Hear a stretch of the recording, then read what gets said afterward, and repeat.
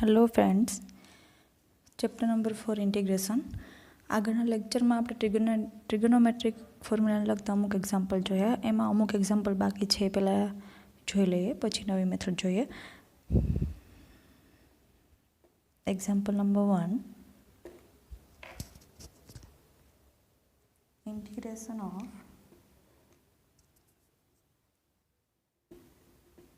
sec square x upon cosec x with respect to x.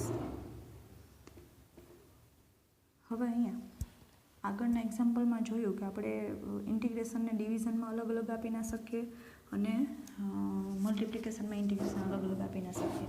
હવે ધારો કે સરવાળા બાદબાકી એવું આપેલું હોય તો આપણે ઇન્ટિગ્રેશન અલગ અલગ આપી શકીએ। તો અહીંયા આપણે આગળના લેક્ચરમાં એવું જોયું હતું કે sec θ is equal to 1 upon cos theta and cosec theta is equal to 1 upon sin theta।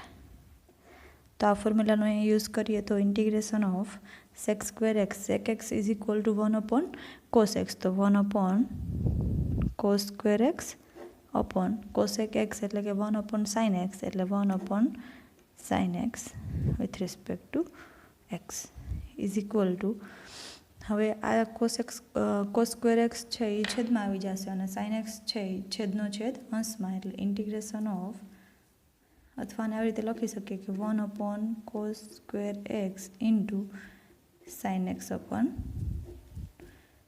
1 with respect to x તો is equal to 1 upon cos x into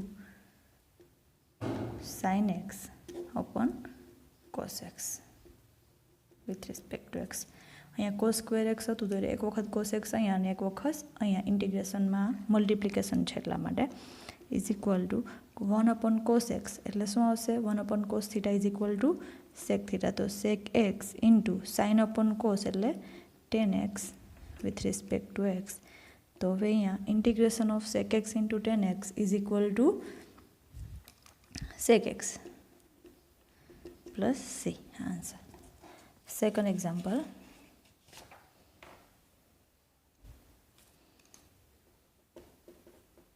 integration of 3 sin x upon 2 cos square x, 3 sin x upon 2 cos square x plus cos x upon sin square x with respect to x। હવે અહીંયા તમને અલગ અલગ છેદ આપેલા જ છે તો ડાયરેક્ટલી આપણે જે કેન્સલ થતું હોય કેન્સલ કરીએ અથવા કોસેક અને સેકમાં અથવા ટેન અને કોટમાં કન્વર્ટ કરીએ। તો ઇન્ટિગ્રેશન ઓફ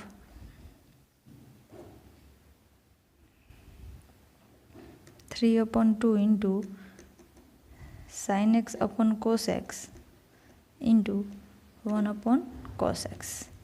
જો અહીંયા આપણે સ્ક્વેરવાળું અંશમાં અને છેદમાં બેયમાં સ્ક્વેર આપેલા હોય તો બેયને આપણે જોડે લખી શકીએ, પણ અહીંયા અંશમાં ખાલી એમનેમ પદ આપેલું છે સાઇન એક્સ, અહીંયા છેદમાં સ્ક્વેર આપેલો છે તો પહેલાં sine x upon cos x લખી નાખીએ તો અહીંયા એક કોસ એક્સ વધે તો એને ઇન્ટુ કરીને 1 upon cos x લખી શકીએ, પ્લસ અહીંયા પણ એવી જ રીતે એક વખત કોસ એક્સના છેદમાં સાઇન એક્સ ઇન્ટુ એક વખત સાઇન એક્સ વધે તો 1 upon sine x with respect to whole bracket with respect to x. હવે અલગ અલગ ઇન્ટિગ્રેશન આપી દઈએ, પહેલાં સાઇન અને કોસનું લખી નાખીએ તો integration 3 upon 2 sine upon cos એટલે tan x into 1 upon cos x એટલે sec x plus cos upon sine એટલે cot x into 1 upon sine એટલે cosec x with respect to x। હવે અલગ અલગ ઇન્ટિગ્રેશન આપીને જે કોન્સ્ટન્ટ છે એને બહાર કાઢી લઈએ તો 3 upon 2 इंटीग्रेशन ऑफ અને આપણે sec x into tan x with respect to x plus integration of cosec x into cot x with respect to x એવું લખી શકીએ, બરાબર। અહીંયા cosec પહેલાં લખી નાખ્યું પછી cot લખ્યું, અહીંયા sec પહેલાં લખી નાખ્યું પછી tan લખ્યું। આપણે ધારો કે 2 into 3 કરીએ કે 3 into 2 કરીએ બે એક જ થાય એટલા માટે મલ્ટિપ્લિકેશનમાં આપણે લખી શકીએ is equal two 3 upon 2 sec x into tan x integration of sec x into tan x એટલે sec x plus cosec x into cot x એટલે minus cosec x plus c is equal two 3/2 into sec x plus minus minus cosec x plus c. હા sir, બરાબર. Example number 3 જોઈએ.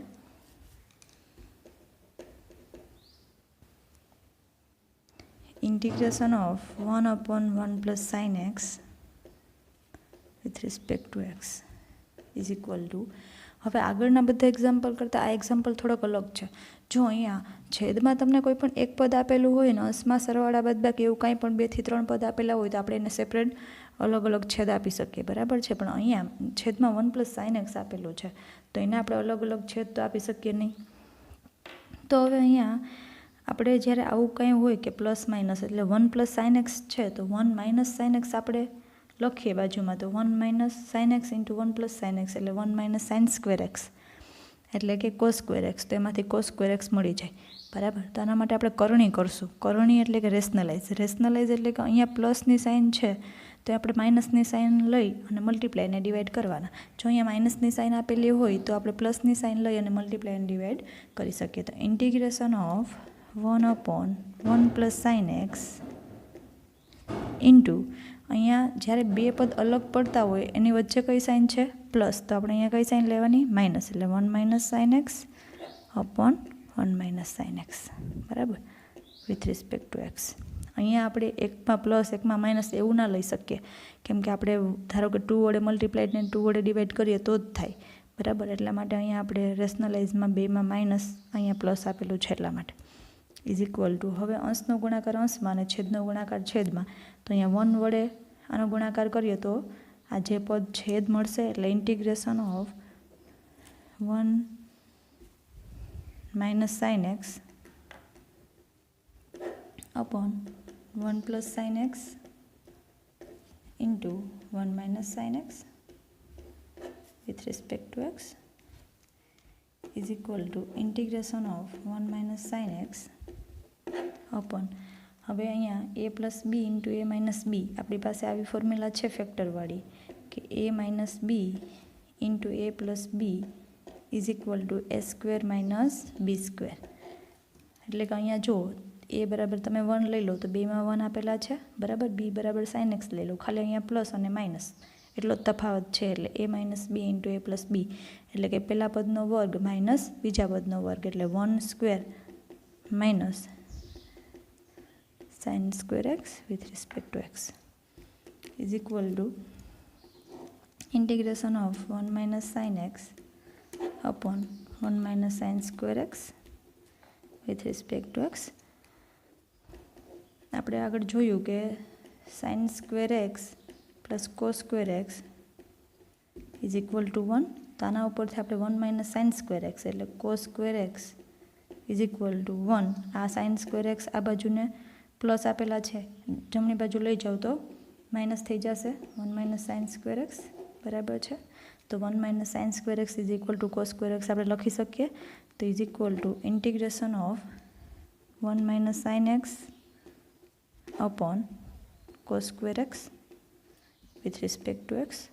જો તમને અંશમાં કોઈ પણ બે પદ મળી ગયા અને છેદમાં એક જ પદ છે તો હવે અંશમાં સરવાળા બાદ બાકીવાળા 2 થી 3 પદ આપેલા હોય તો બધાને અલગ અલગ છેદ આપી શકીએ.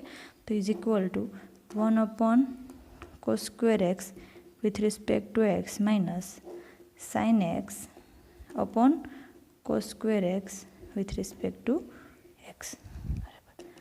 તો 1 upon cos x is equal to sec x. તો અહીંયા કોસ સ્ક્વેર એક્સ આપેલું છે તો sec square x with respect to x minus અહીંયા આપણે પહેલાં અલગ અલગ છેદ લખી નાખીએ એટલે sine x upon cos x. જે સ્ક્વેર કાઢીને પહેલાં લખી નાખવાનું. હવે અહીંયા સ્ક્વેર છે તો અહીંયા કાંઈ નહીં વધે તો 1. અહીંયા શું વધશે? એક વખત કોસ એક્સ વધશે ને એટલે cos X with respect to X is equal to sec square x with respect to x minus integration of sine x upon cos X એટલે tan X into 1 upon cos X એટલે sec X with respect to x.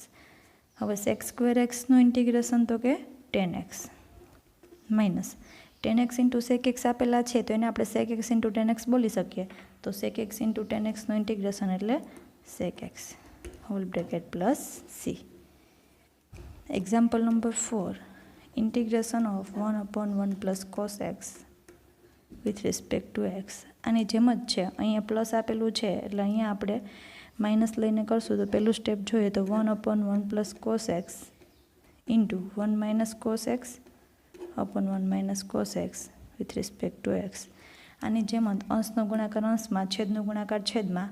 અહીંયા આપણે છેદમાં મળશે 1 minus cos square x એટલે કે sin square x થઈ જશે. પછી આની જેમ જ અલગ અલગ છેદ આપશો અને આ ફોર્મ્યુલા બનશે. આ એક્ઝામ્પલ તમારે ટ્રાય કરવાનો છે. Thank you.